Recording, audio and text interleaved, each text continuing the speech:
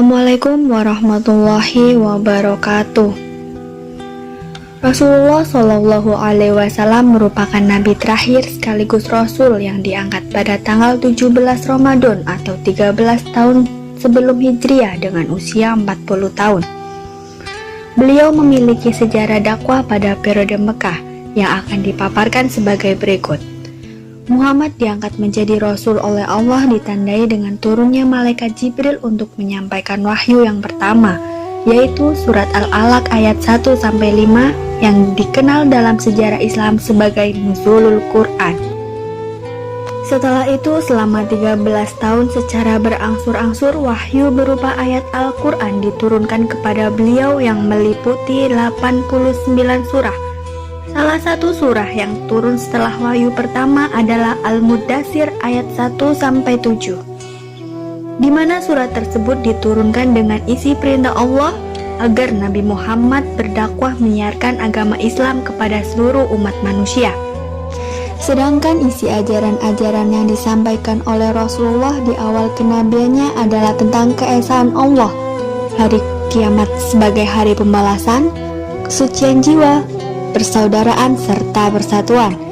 Tujuan dakwah Rasulullah pada periode Mekah adalah agar masyarakat Arab mampu meninggalkan kejahiliahannya dalam bidang agama, moral, dan hukum, sehingga menjadi umat yang mempercayai kebenaran utusan Allah Subhanahu wa Ta'ala dan mengamalkan ajaran agama Islam dalam kehidupan sehari-hari. Agar dapat tercapainya tujuan-tujuan tersebut, maka dalam berdakwah Rasulullah mempunyai beberapa strategi. Di antaranya adalah dakwah secara sembunyi-sembunyi dan dakwah secara terang-terangan. Dakwah yang dilakukan secara sembunyi-sembunyi ini menyerukan agama Islam hanya kepada para kerabat, sahabat, maupun orang-orang yang berada di sekitar rumah tangganya. Orang-orang yang telah masuk Islam pada saat itu disebut As-Sabiqun Al-Awwalun atau pemeluk Islam generasi pertama, yang terdiri dari Khadijah bin Khuwailid, Ali bin Abi Thalib, Zaid bin Harithah, Abu Bakar As-Siddiq, dan Ummu Aiman. Sedangkan dakwah secara terang-terangan dimulai sejak tahun keempat kenabian setelah turunnya wahyu yang berisi perintah Allah agar dakwah itu dilaksanakan secara terang-terangan. Dakwah Rasulullah secara terang-terangan ini mengundang kaum kerabat keturunan dari Bani Hashim untuk menghadiri jamuan makan sekaligus mengajak agar masuk Islam. Sedangkan tahap selanjutnya Rasulullah mengumpulkan para penduduk Mekah untuk berkumpul di Bukit Shafa. Selain itu, Rasulullah menyampaikan dakwahnya kepada para penduduk di luar kota Mekah. Di antara orang-orang yang masuk Islam di luar Mekah antara lain yaitu Abu Dzar Al-Ghifari dan Tufail bin Amr Ad-Dausi.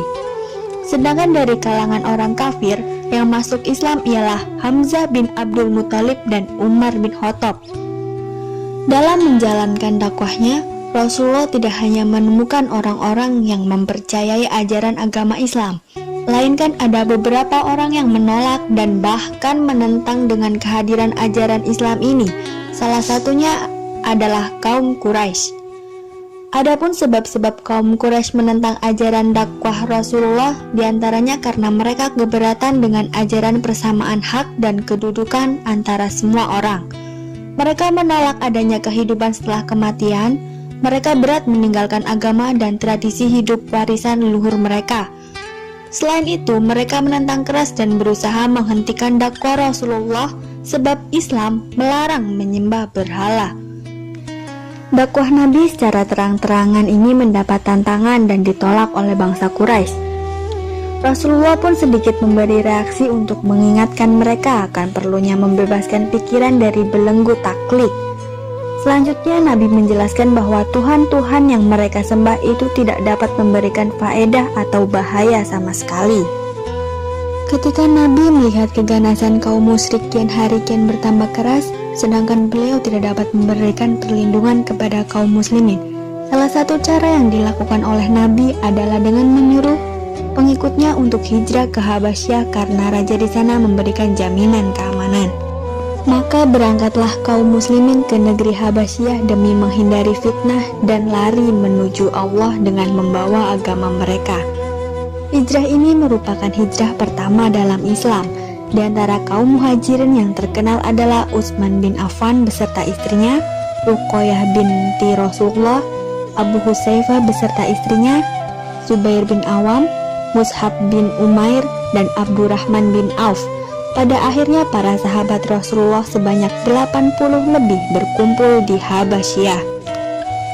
Setelah merasakan berbagai siksaan dan penderitaan yang dilakukan oleh kaum Quraisy, Rasulullah berangkat ke Thaif, mencari perlindungan dan dukungan dari Bani Thaqif dan berharap agar mereka dapat menerima ajaran yang dibawakannya.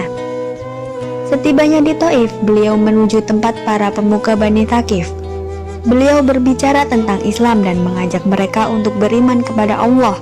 Tetapi ajakan beliau ditolak mentah-mentah dan dijawab secara kasar. Kemudian Rasulullah bangkit dan meninggalkan mereka, seraya mengharap supaya mereka menyembunyikan berita kedatangan Nabi dari kaum Quraisy. Tetapi mereka menolaknya. Bani Thaqif justru mengerahkan penjahat dan para budak untuk mencerca dan melempari dengan batu, sehingga mengakibatkan cedera pada kedua kaki Rasulullah. Zaid bin Harithah berusaha melindungi Nabi dari serangan, akan tetapi beliau kewalahan dan akhirnya ia sendiri mengalami cedera pada kepalanya. Setiap musim haji tiba, Rasulullah SAW selalu menemui kabilah-kabilah yang datang ke Baitul Haram, membacakan kitab Allah kepada mereka dan mengajak untuk mentauhidkan Allah.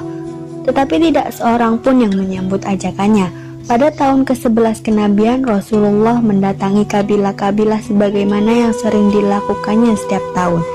Ketika berada di Aqobah, Nabi SAW bertemu dengan sekelompok orang dari kabilah Khazraj yang sudah dibukakan hatinya oleh Allah untuk menerima kebaikan. Rasulullah mengajak mereka beriman kepada Allah, menawarkan Islam kepada mereka, dan akhirnya mereka menerima Islam sebagai ajarannya. Begitulah cerita singkat dari sejarah Rasulullah saat periode Mekah. Semoga bisa mengambil sedikit manfaat dari yang sudah dipaparkan. Kurang lebihnya mohon maaf. Wassalamualaikum warahmatullahi wabarakatuh.